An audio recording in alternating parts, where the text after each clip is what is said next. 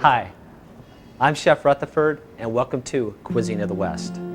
Today we'll be heading to North Idaho, up in Mica Flats on Lake Coeur d'Alene, to the Coeur d'Alene Wapate Ranch. It's owned by Bob Ebert. He's the dentist here in town who also has 200 herd of elk on his ranch. Incredible place. They're right next to the interstate on Highway 95. You can stop by and take a look. Bob does not mind. He says people come by all the time, take pictures of all this elk. So we did the same thing. We stopped by, invited by Bob, and he showed us his ranch. Please take a look. We are licensed by the state to raise elk, and there's different ways of doing it. I get a lot of calls from frustrated hunters that didn't get an elk, and so they're interested in buying an animal. We are developing our meat market where we can also provide packaged meat, and are developing our contacts with different outlets and have packaged meat available in health food stores now, and some of the restaurants are starting to provide it, and caterers are interested. Elk are actually intermediate feeders. They will browse and eat a lot of woody plants. Most of the feed that we supply are more on the forage end, on the grazing end. So by providing the feeds that we provide, including the grains, we create a more consistent fine flavor to the elk and provide a high quality tender product. Elk as an animal are very prone to seasonal cycles, and their energy levels actually decrease during the winter. So as far as food consumption, they actually consume about half as much feed in the winter as they do in late summer. And so they're just a little bit more docile, more laid back. They sleep a lot. The velvet antler is one of the fastest growing biological products in nature. Over a period of actually days, it increases in size tremendously, and it's been prized by the Asians for centuries for medicinal use. Now, when we harvest the velvet antler, it's actually the entire antler, and when it's removed, it's similar to cartilage at that stage, and we want to harvest it before it starts to calcify. So it's a product that needs to be frozen and then eventually processed. And in this country, a lot of it is being sold in the form of capsules after it's dried and ground into powder. The Asians have a lot of medicinal claims for it, but in the U.S., we're more restricted by the FDA on claims that we can make, and we do have the approval to say that it supports healthy joint function. So it helps people with arthritis because of its high content of glucosamine and chondroitin sulfate. Used to do a lot more hunting than I do now, and one of the things was, to go out and actually see these animals, and I can come out here any day and observe them and actually get to interact with them, because they do develop their own individual personalities and do interact with you and learn to know you as an individual, and you actually become part of the herd structures. I don't have anything for you at the moment. They come up for treats. Now I'd like to introduce Paula Conley. She's a school teacher in the Coeur d'Alene School District, also once a catering chef, also a good friend of my wife, which is very important, and a very good elk chef. Paula, welcome. Thank you, Bill. It's a pleasure to be here. Great. So, I understand that elk shows up in your refrigerator. I never ask for details. I just want it packaged and frozen in the freezer. Perfect. So that happens. So you get the elk in the refrigerator. Yeah. How do you cook it at your house? Well, I like to work with my meat partially frozen because I like to slice it very thin, and it's much easier to do when the elk is still a tad frozen. Makes sense. I understand you're going to be the slicer Walk dicer. me through this. Show me how you like it done. I would just slice it very thin, a little on the bias, because that tends to make it a little more tender. When you say the bias, you mean at an angle to the meat? Yes, I do. Outstanding. And against the grain? Yes. To make it less tough? Tough. Perfect. I'll start cutting. You tell me if I'm doing a good job. That's great. Perfect. Okay. Because I don't want it in the pan very long. So you're cooking a true stir fry? Yes. Quick, hot pan, cold meat, cook it as fast as possible. You like to serve it at home over pasta and rice, or rice? I usually use pasta, and it looks like you have some wonderful fettuccine here. We made it this morning. We'll also be making raviolis in just a couple minutes. So we'll go through the whole process of making the fettuccine.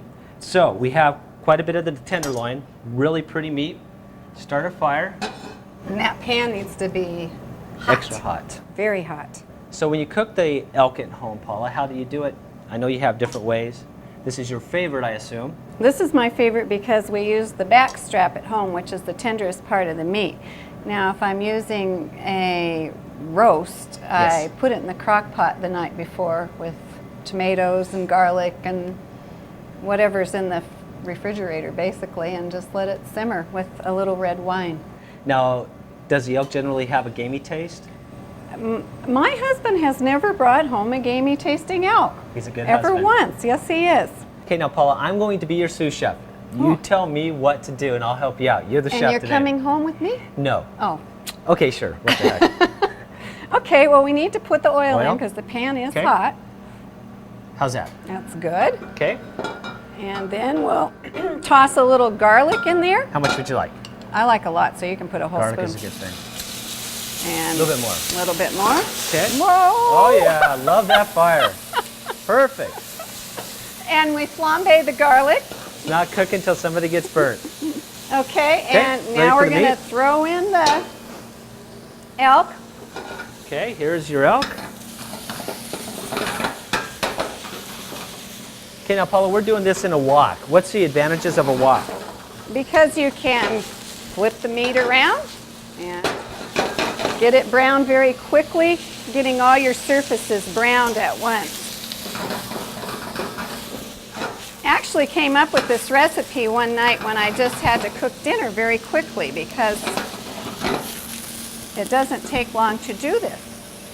And it tastes very good, and it tastes like you spent a lot of time working on it. That's the best thing about cooking. I've always found that cooking with the least amount of items usually tastes the best. So I'm going to start the fettuccine so it'll be ready at the same time.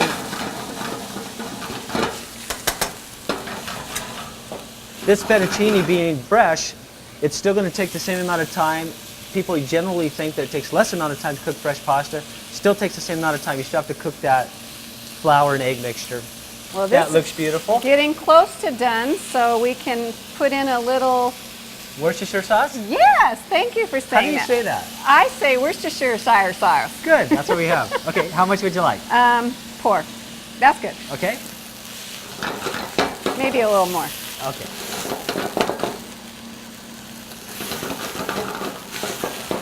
And a little soy sauce Soy sauce? and a little pepper. I don't like to put a lot of salt in this because the soy sauce and the Worcestershire sauce. have salt in them already. Yes, they do.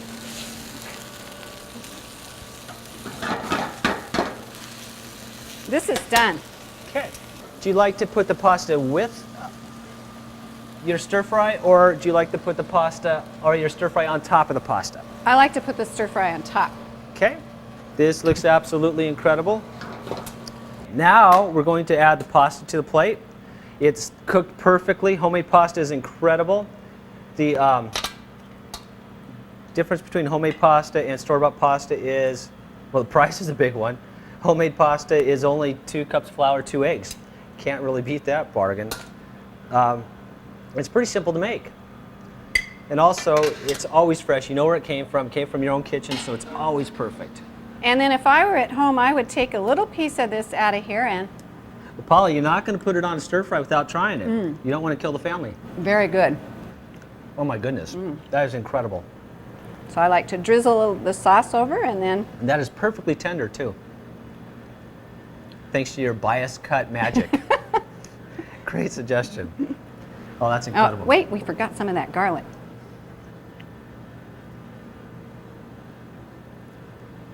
Perfect.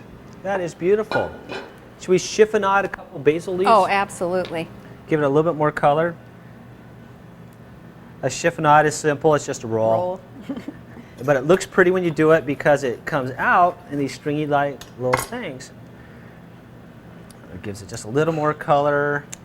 That is beautiful. Yummy. Perfect. Now it's time for raviolis. Oh, we don't get to eat this? We do next. Oh, okay. Elk has many forms. You can use it in its rawest form, a steak. Obviously, you can use it in a stir fry, as Paula just showed, or also we're going to try ravioli, something totally different. We're going to season it with sherry It's going to be braised in sherry, seasoned with garlic, salt, and pepper.